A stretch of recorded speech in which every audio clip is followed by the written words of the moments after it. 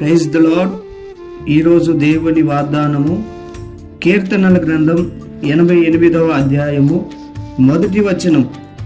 రాత్రివేళ నేను నీ సన్నిధిని మొర్రపెట్టునాడు, నా ప్రార్థన నీ సన్నిధికి చేరునుగాక.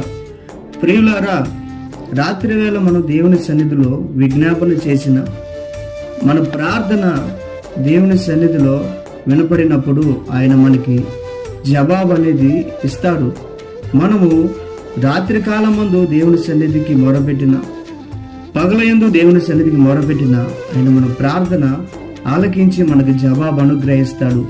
నువ్వు ఏ సమస్యతో కానీ, ఏ మనోవేదనతో దేవుని సన్నిధిలో నీ హృదయంను నేలవలె కుమ్మరించినప్పుడు దేవుడు నీ ప్రార్థన ఆలకించి నీ ప్రార్థనకు ఆయన సమాధానం ఇచ్చును గాక. Praise the lord. ఈరోజు దేవుని వాగ్దానము